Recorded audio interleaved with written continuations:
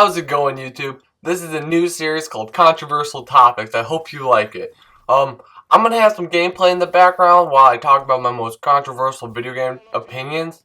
This episode's all about Black Ops 2. With that said, let's get started. When I first got Black Ops 2 for Christmas, it was my favorite game ever. The campaign was cool because, you could choose which side you wanted when it would give you options on what you wanted to do. There were so many score streaks, lots of guns, you could get so many camos by doing headshots and all this cool stuff, and I liked it. And, now that I look back to it, near the end of the game, a little bit before Ghost came out, I looked back at Black Ops 2 and I said, this game's really not as good as everyone says it is. It's a pretty crappy game. I will admit, at first it was fun. But, I'm going to tell you why I don't like it. I'm going to split this into multiplayer and zombies. I'm not going to talk about campaign because I don't really have that much bad things to say about campaign. It wasn't that good, but it wasn't bad. So, with that said, I'm starting with multiplayer. I use SMGs and assault rifles primarily. And I think that uses skill. I don't spray, I'm pretty good at getting headshots and aiming. And I have fun just running around and running and gunning. And then the noobs of the game found out, hey, we could throw C4. We never have to use skill again. We can be at top of the leaderboards. We have to equip a shotgun, C4, and just a launcher, and maybe a riot shield. And we'll never, ever have to use skill. And we'll make everyone mad and make the game not fun for everyone.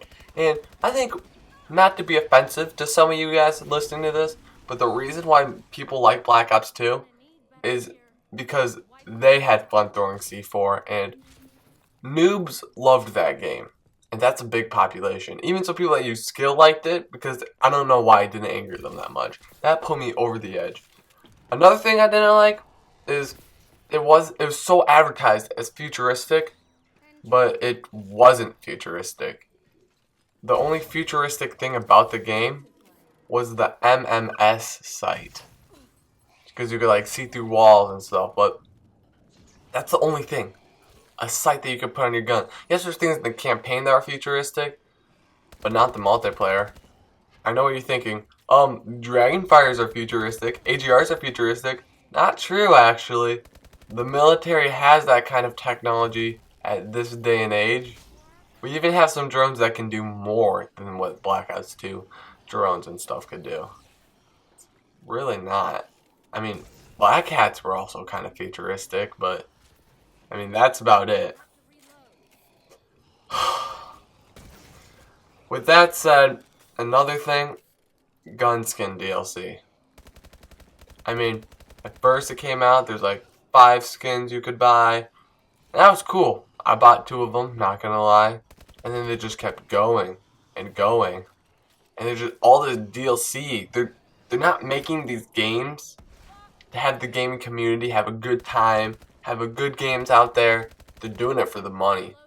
And I hate that. When I'm older and I'm making video games, I'm going to get a lot of money, but it's not all going to be about the money. There's going to be free DLC. I can make you pay $3 for a gun camo. That's stupid to me. Not only was the gun skin DLC bad, but the knifing system in that game was bad. It was impossible to knife. It was dumb. If you ran around with ballistic knives or a combat knife, yeah, you'd do good. But if you have a gun and someone's next to you, you'd knife and you'd miss all the time. I thought they'd patch that within a month of the game. That went by, they didn't patch it, and I was like, okay, maybe next month. They just never patched it. That's about it for multiplayer. So moving on to zombies. When I first played Transit, it was so fun. There was the boss, that was cool. There was the fog, the denizens. Because what I liked about zombies back in World War One and Black Ops was it was eerie, it was creepy, it was a little scary, especially in World War. And the fog and that map Transit kind of brought back that eerier feeling. And then Die Rise came out, and there was so many questions. And is Stuhlinger a zombie? Because he said you can't tell them about the flesh. They'll kill me. I was confused. And there's also that Easter egg where you see on the ground it said stop Russ. And is Russman not able to be trusted? and there's so many questions about the characters, and you don't know what's going on. And there's the teleportation things where they like turn into a purple light and they move, and no one knew what was that, and everyone's like trying to figure this out. I thought there was more to it, and then Mob of the Dead came out, Buried came out, Origins came out. They never answered a single question. Why? They had something so good going, and then they just threw it away, put it in the trash. I mean, perks are one of my favorite things about zombies. Juggernaut, Speed Cola. That's awesome. Some of my favorite ones, other than Juggernaut, PhD Flopper and Deadshot Daiquiri. They didn't really put those in anything. Yes, you get the Perma Perk PhD. It's really not the same though. And in Origins, if you try that like perk box, you could get Deadshot, but it's not the same. Tombstone was kind of cool. Who's Who is by far the stupidest perk ever. Because if you're at a round high enough for you to go down, then what would running around with no weapons or any perks, how would you be able to revive yourself? It's just most frustrating thing ever. That stupid perk, Electric Cherry, that was a kind of dumb perk. I don't know if they ever introduced a perk that was actually good. Ultra Raid was kind of cool, but like, it was unnecessary. Not only was the perks dumb, but just what happened in the maps was dumb. I mean, if World at War Zombies or Black Ops Zombies, if that was a movie, it might be PG-13R, it'd be kind of scary or horror movie. Black Ops 2 was a movie. That Zombies was a movie. It'd be targeted for kids under the age of 9. It was dumb. There was a giant hillbilly that would run around and you'd feed him candy and get him drunk. That's just stupid. Whatever happened to the creepy, eerie zombies? There was wizard staffs. You'd have to go into giant robots back in the 1940s to get wizard staffs of each of the 4 elements, so that you could also go into like multiple dimension realms or whatever. And there was also big zombies in mech suits that would shoot fire and grab you with their mechanical arms. And there was dog heads on walls that you would have to feed zombies so that you could get the Hell's Retriever weapon. That's just a little too much for me. That's dumb. I didn't like that at all. Last thing I'm going to talk about is the plot of Black Ops 2. I understand that some of you don't care about the story behind zombies, but that was my favorite part about World at War and Black Ops. It was cool. It was complex. It was constantly changing. I loved it. And it didn't just come out and tell you. There wasn't voices that would tell you what's happening in the story. You'd have to find those little audio things, and it was cool. I loved that. Black Ops 2 story started out cool, like I said earlier. They had so many questions. They didn't know what was going on. But then it got dumb real fast.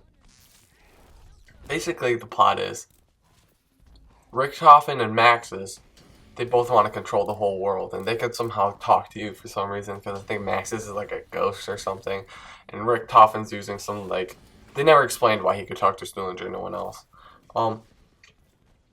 So you turn on this, like, obelisk table in, like, I don't even know, it's somewhere in America. I used to know the location, I think it's somewhere in the West. But you turn on this tower, and for somehow the tower turns on, and then whoever you turn it on for can control all of North America, which makes no sense. And then you go to China because you teleport somehow, and you turn on another tower there, and somehow with that tower turning on, whoever you turn it on for controls all of China, all of Asia, for that matter. And then you go to Africa because you like walk there, which also makes no sense. And you turn on a tower there, and once that tower's on, and you get all three towers on, they control all the world, even though Richtofen kind of already did with the zombies. It's repetitive, it's not creative. They could have done better. They slacked off. Like, I feel like they're making Transit and Die Rise. They're like, oh guys, creative ideas, all this. And then they got tired of the game. They're just like, you know what? We can get money off these people. They think it's cool. even though it's not. And then Mob the Dead didn't have anything to do with the story plot, which is okay to have maybe one map that has nothing to do with the plot. Like 5 on Black Ops had nothing to do with the plot.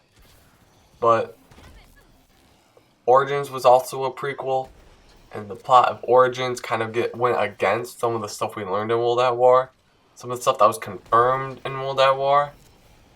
So I don't consider that part of the story, because they ended the story and buried so poorly that they could only make a prequel. So there's only really 3 maps that have to do with the plot in Black Ops 2. And I think they slaughtered the plot. I